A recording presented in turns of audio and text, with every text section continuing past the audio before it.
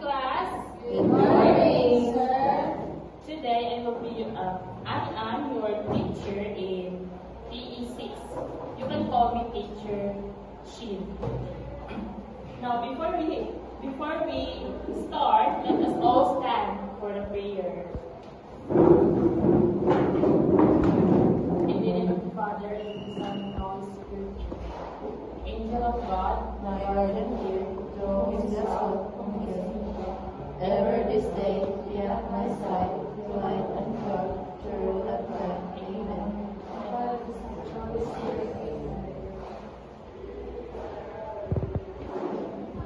now please check your surroundings and arrange your chairs properly.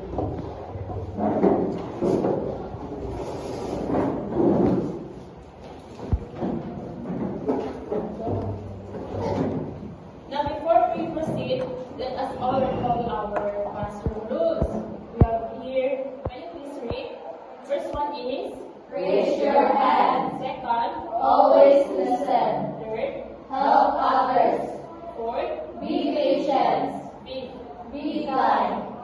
Alright, now let me check your attendance. Alma Espina, Present. Angela Villarmo, Absent. Angel Kalakuan, Absent. Angeline Balili, Absent. Ellen J. Di Casa, Present. Emmanuel Ray Di Casa, Absent. Braika Bayunto, Jasmine Kaduya, Present. Jeremy Esteliore, Absent. Jessica Batamir, Present. Marian Dibot, Excuse, sir. Maria Catherine Bihar, Present. Mary Jane Baslot, Absent. Nerissa Izondo, Present. Ria Kapi, Present. Ropa Min, Excuse. Now, do you have any idea what will be our topic for today? No, sir. Alright, our topic for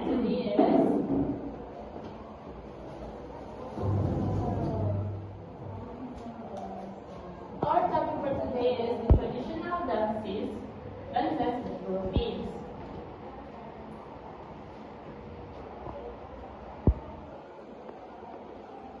Now, can you name some traditional dance in the Philippines? Okay, Miss Nerissa. Okay, very good.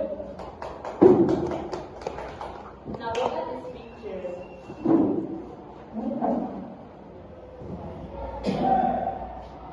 These are the traditional dances in the Philippines. Traditional dances show our Filipino culture and heritage. Now, can you read this? The name is It's a traditional dance that uses bamboo. this one. Cariñosa is a dance of love that uses a fan and a handkerchief. Sikil is a royal dance performed with bamboo poles and fans. Pandango sa ilaw. Madako sa ilaw is used to show grace, balance, and celebration using lighted lamps. Okay, Miss Ellen, what is tinikling? Tinikling is a traditional dance that uses bamboo poles. Very good. Miss Almar, what is Cariñosa? Cariñosa is a dance of love that uses a fan and a handkerchief. Alright, Miss Catherine, what is Pandango sa ilaw? Pandango sa ilaw is used to show grace, balance, and celebration using lighted lamps. Alright, Miss Jasmine, what is tinikling? Tinikling is a traditional dance that uses bamboo poles. Okay, Miss Batalier, what is Sinkin? Singkil is a royal dance performed with bamboo poles and fans. Very good. Now, ang tinikling is came from Leyte Eastern Visayas. Now, tinikling is inspired by, can you please read everyone? Inspired by movement of twinkling birds hopping between rice stalks. Now, did you know what is tickling bird? Yeah. Okay, this is the image of tickling bird. Wow. Alright, then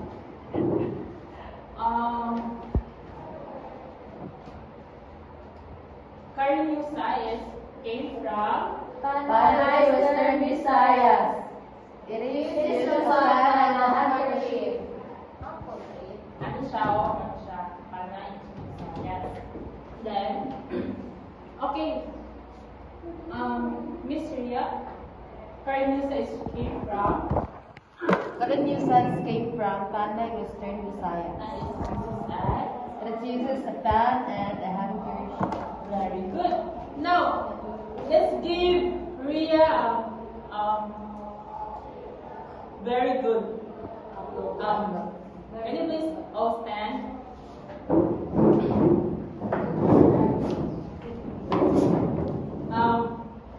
Like this. Very good. Very good. Very good. Pasado. Very good. Very good, very good, very good. Pasado. Alright. Now, Saint Hill came from Lanao del Sur, Mindanao. and it's originated From Maranao Royal Fort.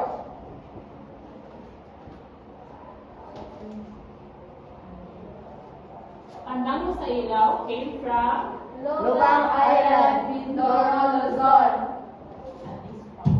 and That uses candles or lamps in each hand. alright. Now, Miss Catherine Bihar, Tinikris came from Leyte, Eastern Visayas. and inspired by the movement of Tickling bird hopping between rice stalks.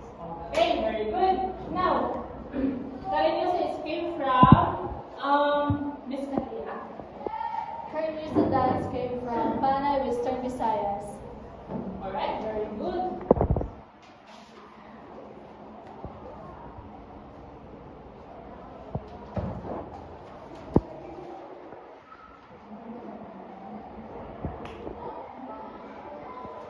Now, why do you think traditional dances are important?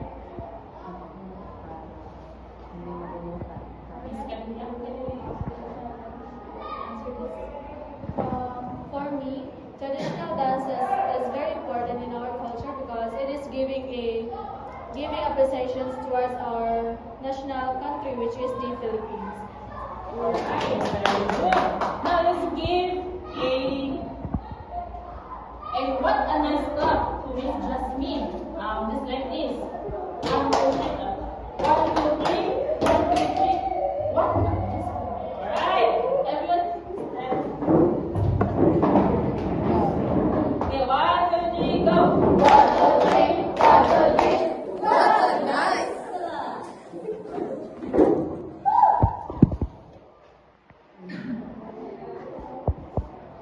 Now, I will demonstrate you the basic steps of any playing of social play. Everyone please stand. I will invite you. There are only two groups, two One pairs. group. One group. By pair na. One group. I will go. Okay.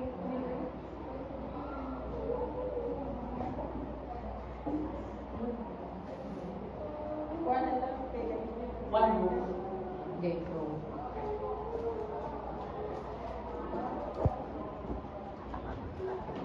Just, we don't have a bamboo bowl, so just imagine now meron siya okay. Now, learning the basics. So what we're gonna do this is to turn around. Imagine your stick is right over here, and okay, I'm going to use the words in, out. In, out.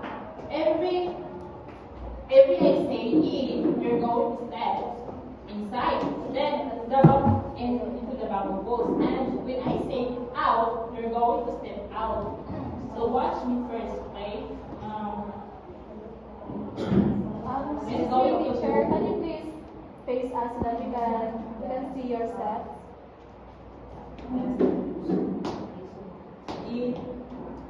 In, out, in, out, in, out, in, out. Did you do that? Yes. Alright. Okay, let's try all together. Come on, we go. In,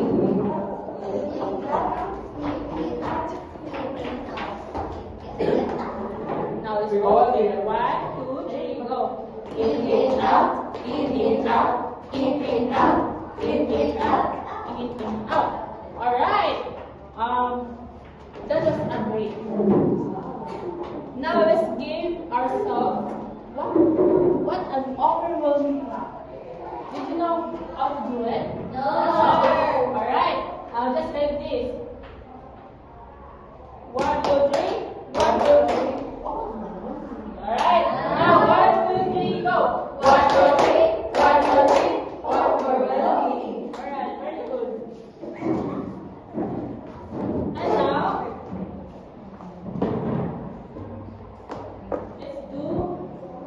let's do that again.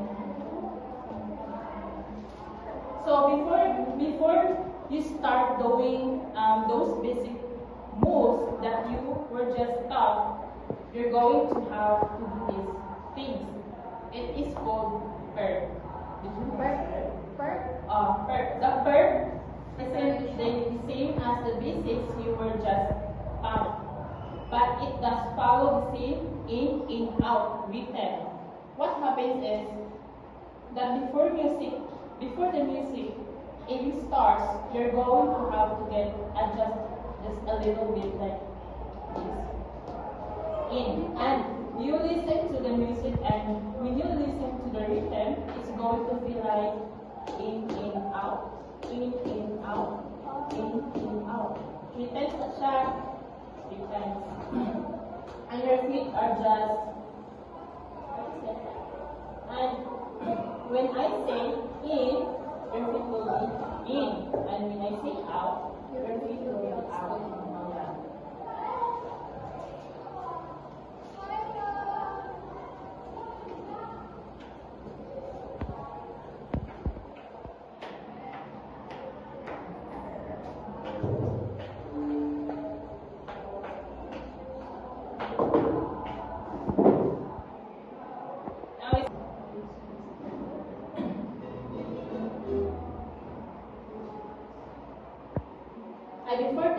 Before we proceed, the next thing is katong in and out na breath, di ba? In, out. Instead of walking in, out, then in, out. Alright, all together, please stand. 3 times, sir. Yeah, 3 times. The breath is 3 times. Shall we stay here or at the front?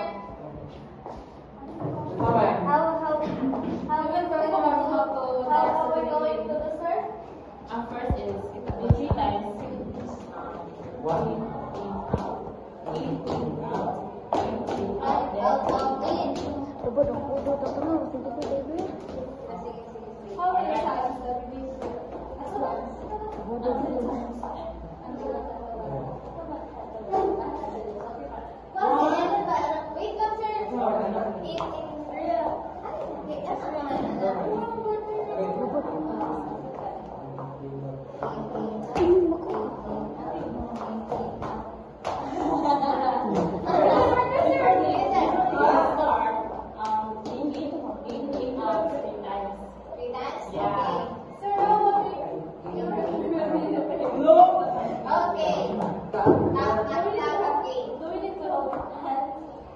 Okay, 1, 2, 3, go.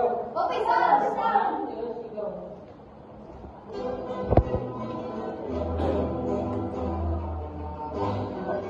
Papa.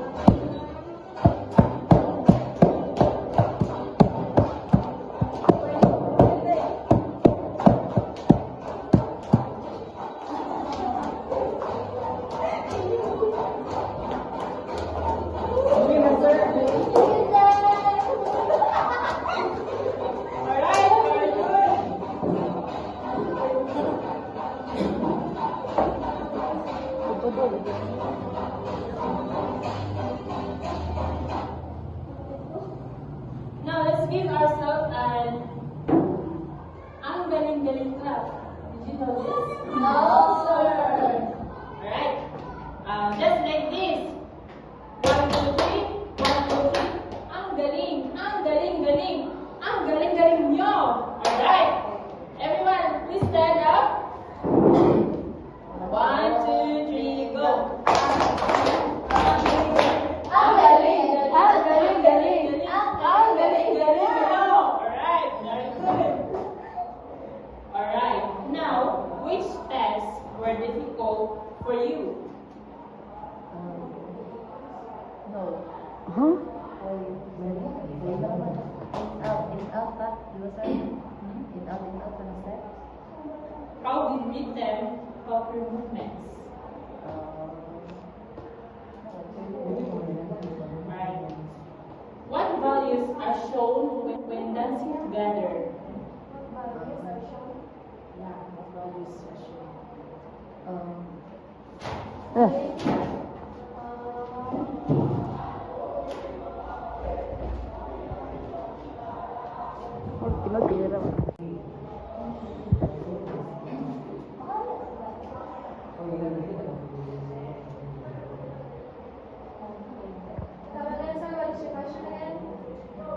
What values are shown when dancing together? May answer? May answer the question? Is 1 word, 2 words? So I think only one value that is given. So I think one of the value that being shown by the activity that we did earlier is all about unity. There's a unity between the dance and also the music. Alright, very good. Now let's give a very good to Jasmine. Alright, please stand. Let's give very good to Jasmine. 1, 2, 3, good. Very good. Very good. Very good. Pasado. Pasado.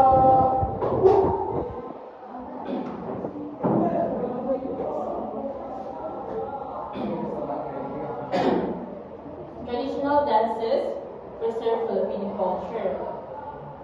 Some examples of traditional dances are, what are they?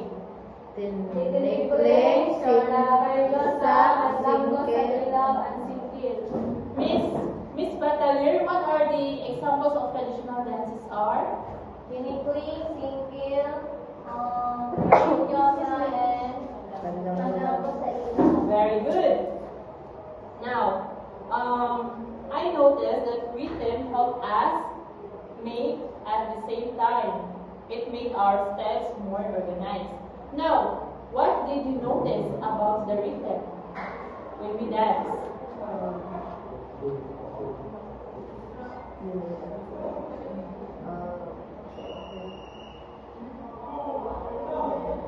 Did it make its steps easier? Yes. Which dance steps were easy? Which were challenging? very easy, sir. What? Can you please repeat it? For me, the tinikling dance is the easiest traditional dance. Alright, very good.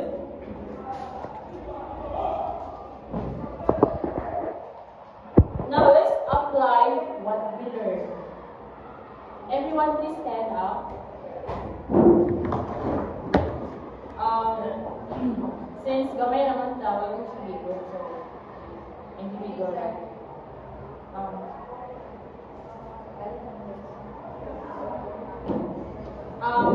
Each group will perform the dance steps you practiced earlier. Then focus on accuracy, rhythm, and teamwork. While this individual, the rest of the class will observe, notice how we use coordination and rhythm. Just think about the values we discovered: cooperation and discipline.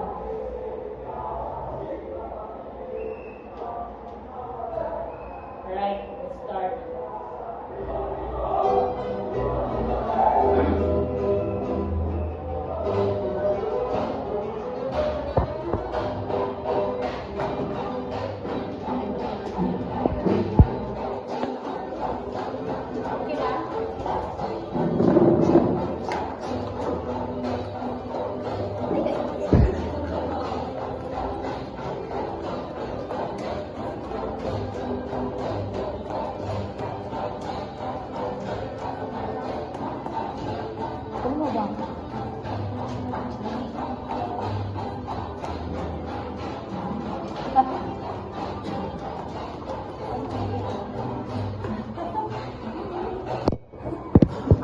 Very good. Now let's give ourselves an overwhelming clap. Alright, let's stand. 1, 2, 3. 1, 2, 3. Overwhelming. Alright. I have here everyone. Kasi makanong sa akong question. Right? Now, what are traditional dances important? Why traditional dances are important to Filipinos? Alright,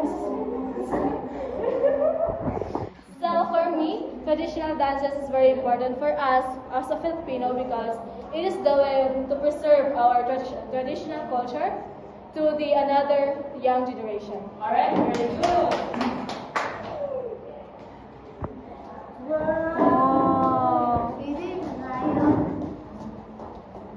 Hayag na. Ano? Now, if you want, Papa, question. Why traditional dances are important to our Filipinos?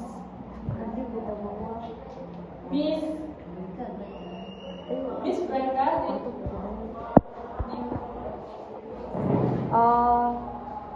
Traditional dance. Traditional dance is important because para bitaw to the new generation na dili na mawa na to nga dance like bisan we have a TikTok but nagig pa nagpabilin ang atong traditional dance. alright, very good. Now let's give a what a nice clap. Now, 1, 2, 3, go. 1, 2, 3. 1, 2, 3. What a nice.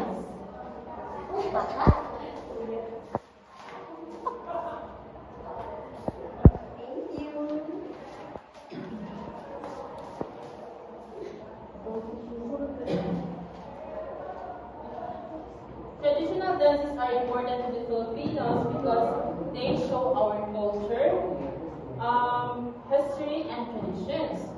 They help us to express our identity, unity, and pride as a nation.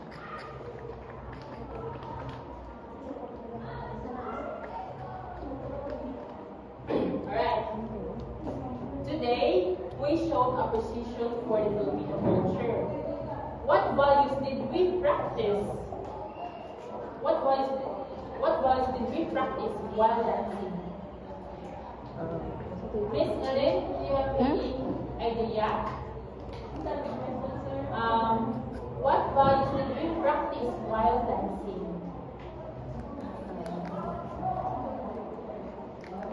Just one word.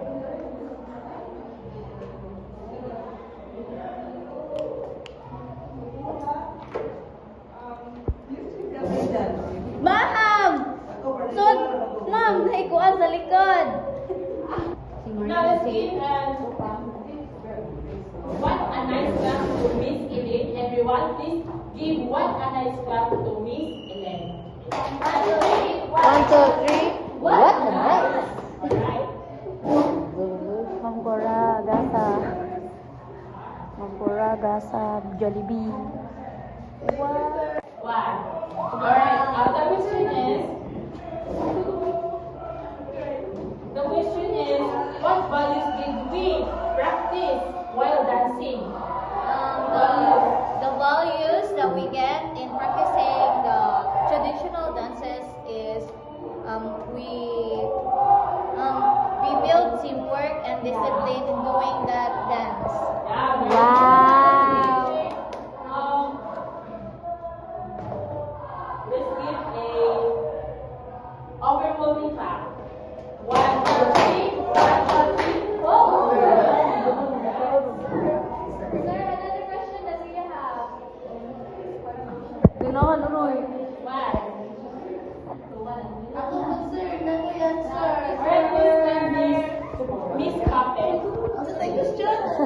The question is, what values did we practice while dancing? Coordination.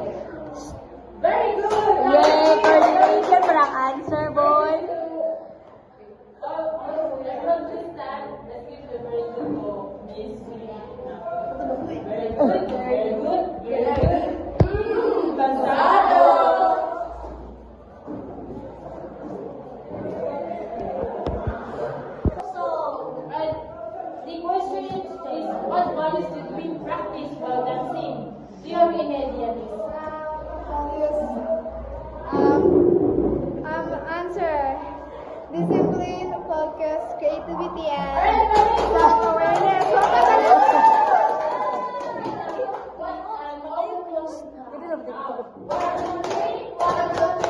overwhelming.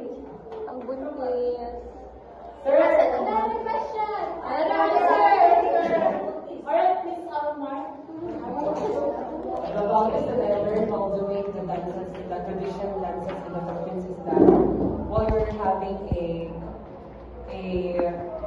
task, you are sharing communication with that, you show respect and acceptance of what's the idea of others. Get your prize and give it to me. Si Mami.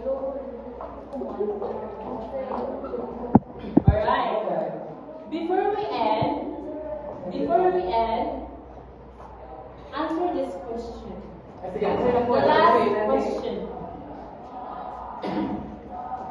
What did you enjoy most about today's dance? What did you enjoy most about today's dance? Alright, Miss Jasmine. So one of the among traditional dances I enjoyed today is Datinikling because I enjoy dancing while listening to the music and also mahadlok ko tabaypit oy. Yeah. Hindi kita sa video mo ka, eh. Miss Jasmine, and what a nice club. Now. 1, 2, 3, 1, 2, 3. What a nice. Ikaw dyan, hawak ka sa mo na. Ano tagana?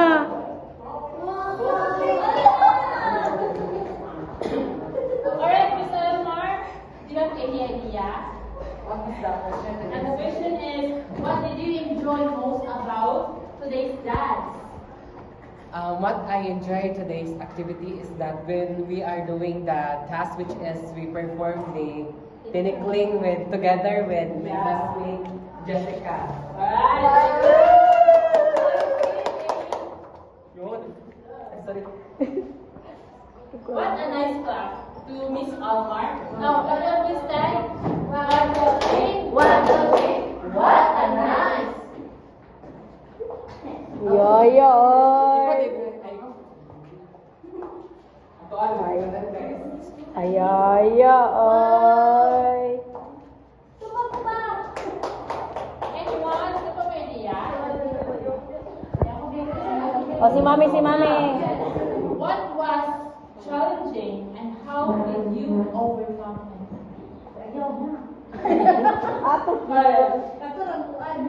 Kinunhan. This one. What? Okay. What did you enjoy about today's dance? Miss Bjorn, please stand up. Ang buntis. It shows teamwork, timing, and coordination between the dancers. Alright, very good. Now let's give a Aling Indonesia clap.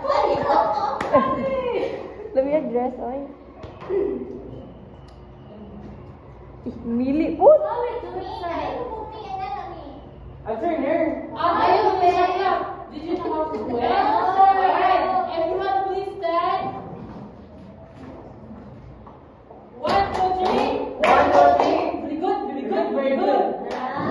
Now, 1, 2, 3, go. 1, 2, 3. 1, 2, 3. Very good. Alright. Now, second question. What was challenging and how did you overcome it? Okay, class. What was challenging and how did you overcome it? Unsa? Pardon, What was sir. challenging and how did you overcome it? Okay, Miss Amar. At first, we were shy to perform the dance, but we're able to ace that because you encourage us to perform in front of the class. Alright, very good. Now, let's give that overflowing clap. Now, 1, 2, 3. 1, 2, 3. Overwhelming.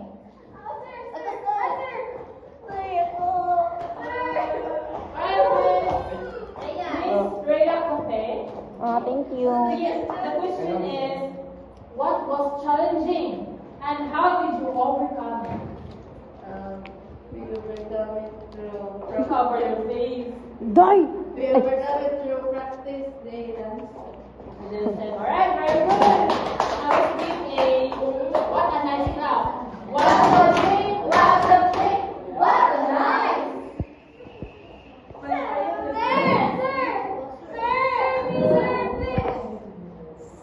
Wait, sir, magkuha na, wait.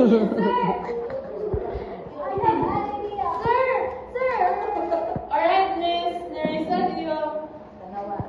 What was the question, sir?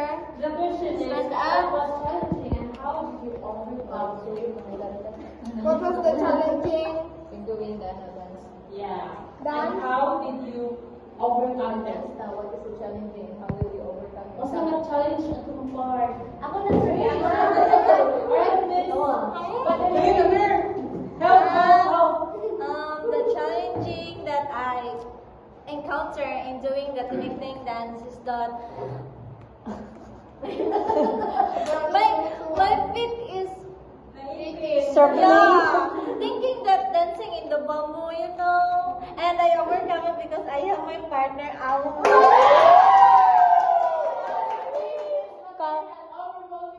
All together. One, two, three. Overwhelmed.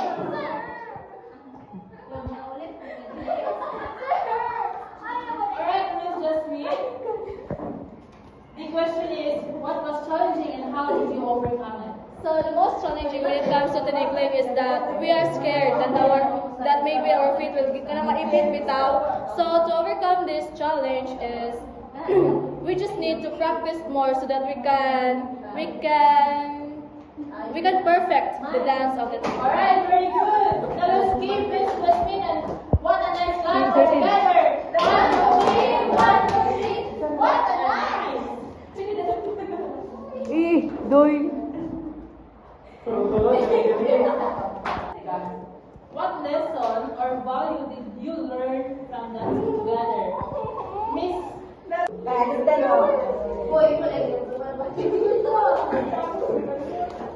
Alright. Miss Dicasa, do you have any idea or lesson? What lesson or value did you learn from dancing together?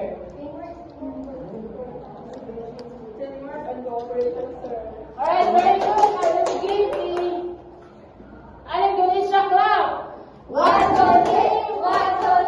Very good, very good, very good.